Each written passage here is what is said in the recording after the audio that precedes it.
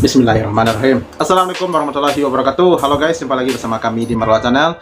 Seperti biasa kami akan memberikan informasi-informasi terbaru, terviral, serta terupdate saat ini tentang kasus Vina Cirebon yang sampai saat ini sudah mendapat tanggapan berbagai macam kalangan dari Indonesia bahkan luar negeri ya guys ya. Dan di sini di video kali ini kita juga akan melihat seorang pengacara Tony telah berinteraksi langsung dengan Mbak Widya untuk bekerja sama untuk mengungkap siapa pelaku-pelaku sebenarnya yang telah menghilangkan nyawa seorang, yaitu almarhumah Vina dan juga Eki. Bahkan di sini pengacara Tony juga mengajak Mbak Widya untuk mengungkap, untuk membongkar kasus Vina di Polda Jabar. Nah guys, seperti apakah komunikasi mereka? Mari let's go.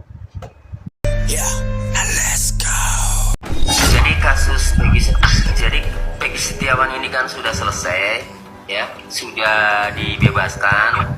Tinggal kita bagaimana mendukung Polda Jawa Barat agar mengungkap pelaku yang sebenarnya. Gitu. Jadi segala informasi yang berkaitan dengan dugaan pelaku yang sebenarnya, dugaan kejadian yang sebenarnya, ya, peristiwa yang sebenarnya,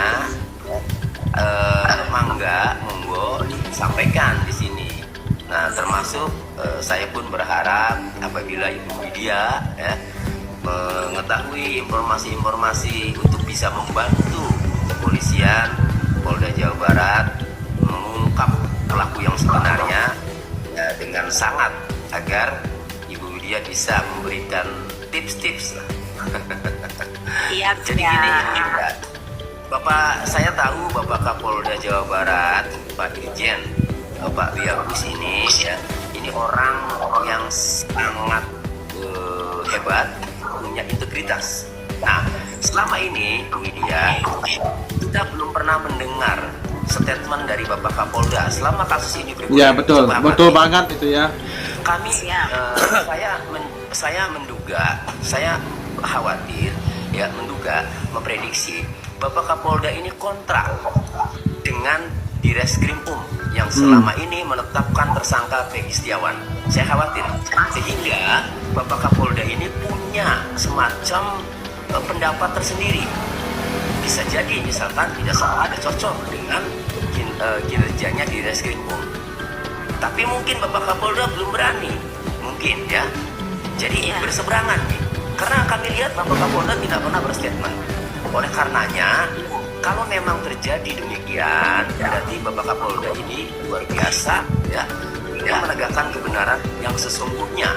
Makanya kami dukung terutama untuk Bapak Kapolda Widya agar mengusut tuntas kasus ini. Jangan percaya dengan Direskrim Polda Jabar yang menetapkan tersangka Peggy Setiawan ternyata dipatahkan di pra peradilan. Nah, jadi Bapak Kapolda bila perlu mengganti itu ya, tim khusus ya, membentuk tim khusus lagi ya, yang bukan dari Direskrim. Berarti Direskrimnya ya kalau bisa diganti. Nah, Bapak Kapolda itu punya integritas, mantan penyidik KPK. Jadi saya yakin kalau Bapak Kapolda yang langsung begini ya, ini akan terusut, akan terungkap yang sebenarnya, pelaku yang sebenarnya, buronan DPO yang sebenarnya. Iya. Nah, karena saya yakin Bapak Kapolda ini punya integritas. Oleh karenanya kalau kami atau kita semua mempunyai informasi termasuk Ibu Widya, kita tujukan kepada Bapak Kapolda khusus. Siap. Iya, betul. Silakan. Jadi nanti saya akan cari tahu ya, reskrimnya ya, penyidik reskrimnya itu harus diganti dari Kapolda Jawa Barat. Itu saya akan cari tahu dari penyidikan awal ya Pak. Agar Kapolda Jawa Barat itu berpihak ke rakyat seluruhnya, bukan individu saja. Ya, bukan hanya Peggy Setiawan ya sebagai korban. Jadi ini kita ingin membuka terang benderang masalah kasus Vina ini. Ya. Seperti itu. Nanti akan saya dorong ya, kalau menurut saya gini, saya inginnya satu jenderal berperan penting membantu dan mendampingi yang namanya Kapolda Jawa Barat Iya, itu. iya, betul. Ya, salah satunya. Ya. Ya, jenderal aktif. Sepertinya nanti saya akan minta pendapat bagaimana caranya. Kalau ini beliau akan keberatan misalnya, Waduh. nanti saya akan kasih tahu. Ya. Mati lampu nih guys. Tapi kalau memang ada Panas tim nih. independen khusus di backing sama jenderal untuk membuka yang namanya kasus selama ini, terutama CCTV yang diminta, ya Pak, itu CCTV, dan orang-orang yang di BAP itu keluarkan semua. Jadi kita disidik awal gitu, disidik awal kembali. Ya betul kata Pak Tony, penyidiknya harus diganti. Ya, orang-orang yang istilahnya di kalangan Iya, iya. KPK yang dulu-dulu gitu ya, membentuk tim khusus lah. Jadi kita masih ada harapan mendukung Bapak Kapolda untuk mengusut kasus ini dari nol, Bu. Ada 6 Iya, handphone, betul. Iya, iya, Bu iya. ya. Iya. Ada 6 handphone dalam putusan pengadilan atas nama 8 terpidana. Itu dalam putusannya ada 6 handphone yang dijadikan barang bukti yang disita, tetapi belum pernah dibuka, Bu, handphone itu. Riwayat Nah, itu percakapannya. dia. Satu handphone, kedua CCTV, Pak. CCTV. Kedua, CCTV. Ya. Ya. Jadi kalau Bapak Kapolda yang turun langsung dengan informasi ada 6 handphone yang belum dibuka, terutama handphonenya Pina. Menurut Mbak Marliana, kakaknya, handphone Pina itu aktif semasa hidup itu di media sosialnya. Ada Instagram, ada Facebook, kan? BBM juga Iya. ada, kan? Artinya kalau itu diselidiki, dibuka, Iya, iya, iya, maka iya. saya yakin ya siapa yang Bisa menghubungi Pina, siapa yang mengajak Pina, kan itu, siapa yang Betul. menelpon Pina, atau apakah ada ancaman, ada masalah dan seterusnya. Karena ini pembunuhan berencana, berarti petunjuk-petunjuk itu bisa Iya, iya, didapat iya. dari handphonenya Pina. Karena direncanakan, atau karena ada orang yang sakit hati lah dan seterusnya misalnya. Kemudian CCTV. CCTV itu ada Iya, iya, anak iya. buahnya Pak Rudiana ya di situ memberikan kesaksian Iya, namanya iya, iya. Budi Irwanto dan Gugun Gumilar dalam putusan pengadilan. Kedua orang itu bersama-sama dengan Pak Rudiana dalam kesaksiannya ya sudah mengecek CCTV di lokasi kejadian, namun belum dibuka. Artinya berarti CCTV itu ada kalau belum dibuka. Betul, ada, Pertanyaannya, Pak.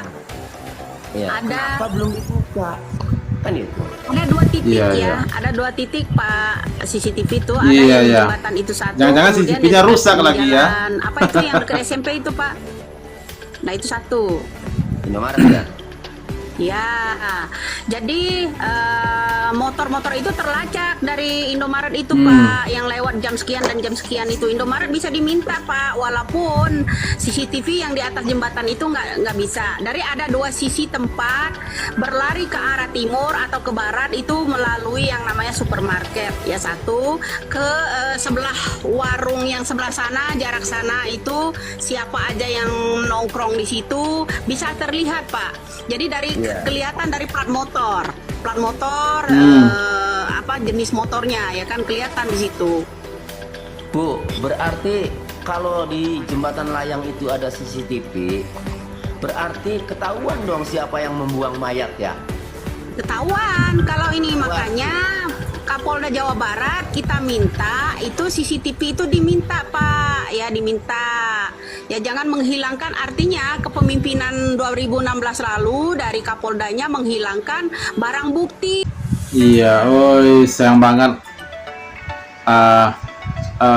Obrolan mereka tidak sampai selesai ya guys ya. Tapi kesimpulannya begini ya.